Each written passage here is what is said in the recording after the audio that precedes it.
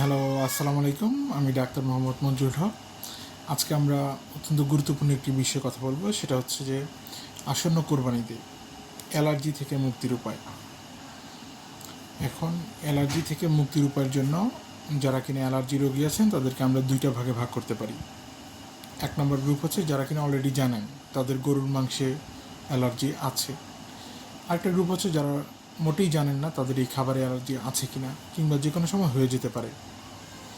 এই দুই ক্ষেত্রেই এই অ্যালার্জি থেকে মুক্তির উপায় নিয়ে আমরা কিছু কথা বলবো। প্রথম কথা জানতে হবে যে যখন আপনার অ্যালার্জি হবে তখন আপনি কীভাবে জানবেন। ধরেন আপনার অ্যালার্জি হয়ে গেল, তখন কীভাবে জানতে পারবেন? তখন জানার উপায় হচ্ছে অ্যালার্জির বিভিন্ন লক্ষণ দেখা দেবে। যেমন হচ্ছে আপনার শরীরে প্রচণ্ড চুলকানি হবে, শরীরে অনেক ফুলে যেতে পারে, এছাড়া হাঁচি, কাশি, সর্দি এগুলো কন্টিনিউয়াস লেগে থাকবে, চোখ ফুলে যেতে পারে, চোখ লাল হয়ে যেতে পারে, আপনার শ্বাসকষ্ট হতে পারে।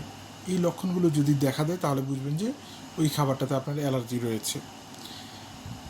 এখন আপনার অ্যালার্জি রয়েছে কি না এটা আগে থেকে একটা জানার উপায় আছে অবশ্য।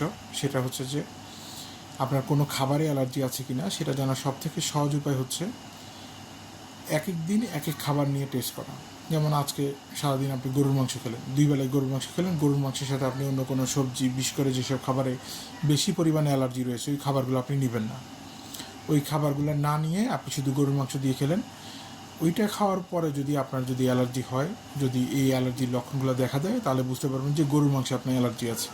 তার মানে অন্যদিন আপনি পুঁই শাক, বেগুন, তারপর হচ্ছে যেমন খাসির মাংস, ইলিশ মাছ, চিংড়ি মাছ এসব নিয়ে আপনি এক এক দিন এক এক খাবার নিয়ে পরীক্ষা করতে পারেন। এখন যদি আপনি একসাথে 2-3টা খাবার খান তাহলে কিন্তু যদি অ্যালার্জির লক্ষণগুলো দেখা দেয় তখন কিন্তু আপনি বুঝতে পারবেন না যে আপনার কোন খাবারে অ্যালার্জি হচ্ছে, কোন খাবারে হচ্ছে না। এক্ষেত্রে তখন আপনি অ্যালার্জির কারণে অ্যালার্জিটা ভয় পেয়ে আপনি মোটামুটি 2-3টা খাবারই বাদ করে দিলেন, এতে কিন্তু আপনি পুষ্টিহীনতায় ভুগবেন। অ্যালার্জি মানে এই না যে একদম সব খাবার বাদ দিয়ে দেওয়া। অ্যালার্জি মানে হচ্ছে স্পেসিফিক খাবার যেগুলো খেলে আপনার এই অ্যালার্জির লক্ষণগুলো দেখা দিবে। সেক্ষেত্রে আপনি স্পেসিফিক খাবারগুলো বেছে বেছে খেতে হবে। আর যেসব খাবারে অ্যালার্জি নেই এগুলো অবশ্যই বেশি করে খেতে হবে, তা নাহলে কিন্তু শরীরে আপনার পুষ্টিহীনতায় ভুগবেন। এখন কথা হচ্ছে যে এই যে অ্যালার্জি, এই অ্যালার্জির কারণে অ্যালার্জির লক্ষণগুলো কীভাবে হয়, অ্যালার্জির খাবারগুলো খেলে কী কারণে অ্যালার্জির লক্ষণগুলো হচ্ছে, সেটা খুবই সহজ ব্যাপার। সেটা হচ্ছে যখন আমরা কিনে কোনো অ্যালার্জির খাবার খাই এখানে বিভিন্ন ধরনের অ্যালার্জেন রয়েছে। অ্যালার্জেন মানে হচ্ছে এখানে বিভিন্ন ধরনের পুষ্টি উপাদান রয়েছে, বিভিন্ন ধরনের কেমিক্যাল রয়েছে প্রত্যেকটা খাবারের মধ্যে, যেগুলো কিনা অ্যালার্জেন হিসেবে কাজ করে। এগুলো হচ্ছে যখন কিনা শরীরে যাবে তখন এটার এগেনস্টে একটা অ্যান্টিবডি তৈরি হয়, সেটাকে বলা হচ্ছে আইজিই। আইজি তখন শরীরে বিভিন্ন সেলের সাথে কানেক্ট হয়ে ওই সেলগুলো থেকে আপনার হিস্টাসিড, হিস্টামিন এই জিনিসগুলো রিলিজ করে। এই জিনিসগুলো রিলিজ করে এগুলো ব্লাডে পৌঁছে এইসব অ্যালার্জির লক্ষণগুলো দেখা দেয়। তাহলে আশা করি বুঝতে পেরেছেন যে অ্যালার্জির লক্ষণগুলো আমাদের শরীরে কীভাবে হচ্ছে অ্যালার্জি খাবার খাওয়ার কারণে। এখন আজকের এই অনুষ্ঠানের সবথেকে গুরুত্বপূর্ণ অংশ হচ্ছে যে এই অ্যালার্জিযুক্ত খাবারগুলো আমরা, গরুর মাংস তো আমরা খেতেই হবে, ঈদের দিন তো একটু গরুর মাংস খাওয়া প্রয়োজন রয়েছে, কিন্তু কি করলে আমরা গরুর মাংস খেতে পারবো এবং অ্যালার্জির যেসব লক্ষণগুলো আছে সেটা থেকে বিরত থাকতে পারবো।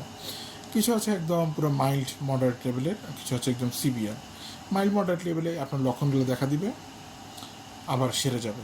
যদি সিভিয়ার পর্যায়ে থাকে, ধরেন 24 ঘন্টা পর্যন্ত থেকে গেল, কোনো ক্রমে ভালো হচ্ছে না, আপনার শ্বাসকষ্ট প্রচণ্ড বেড়ে যাচ্ছে, শরীর অত্যন্ত ফুল, আপনি একদম চুলকাতে চুলকাতে অস্থির হয়ে গেছেন, সেক্ষেত্রে অবশ্যই একজন ডার্মাটোলজিস্টের পরামর্শ নিতে হবে। আর তবে সবার ক্ষেত্রে গুরুত্বপূর্ণ পরামর্শ, যারা কিনা জানেন কিংবা জানেন না তাদের, বিশেষ করে যারা জানেন তাদের যদি খাবারে অ্যালার্জি থাকে তারা ঈদের আগের দিন রাতে একটা অ্যান্টিহিস্টামিন খেয়ে নিতে পারেন, বা সকালবেলা খেলে চলবে। একটা অ্যান্টিহিস্টামিন খেয়ে তারপর হচ্ছে 5-6 ঘন্টা পরে যখন আপনি গরুর মাংসটা গ্রহণ করবেন, প্রথমে অল্প করে গ্রহণ করবেন, অল্প করে নেবেন, আস্তে আস্তে অল্প করে, মানে একই দিনে খুব বেশি পরিমাণে খাওয়ার দরকার নেই, আপনি প্রতিদিন অল্প অল্প করে খাবেন, ঠিক আছে? এতে করে আপনার অ্যালার্জির যে রিয়াকশনগুলো আছে সেগুলো অনেকটাই কন্ট্রোলে চলে আসবে। তাহলে আশা করি বুঝতে পেরেছেন।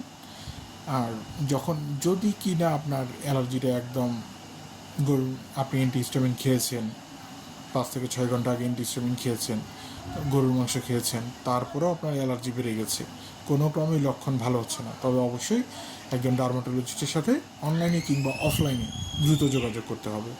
তিনি পরবর্তীতে আপনার লক্ষণ অনুযায়ী সিদ্ধান্ত নেবেন আপনার পরবর্তী চিকিৎসা পদ্ধতি কী হতে পারে। আশা করি সবাই বুঝতে পেরেছেন আজকের এই তথ্যের মাধ্যমে। পরবর্তী যদি আপনার কোনো কিছু জিজ্ঞাসা থাকে তাহলে আপনি কমেন্টে বলতে পারেন, আমি চেষ্টা করব আপনার প্রশ্নগুলোর সঠিকভাবে অ্যান্সার দেওয়ার জন্য। সবাই ভালো থাকবেন, সুস্থ থাকবেন, সেই কামনায় আজকের মতো এখানে বিদায় নিচ্ছি। আসসালামু আলাইকুম।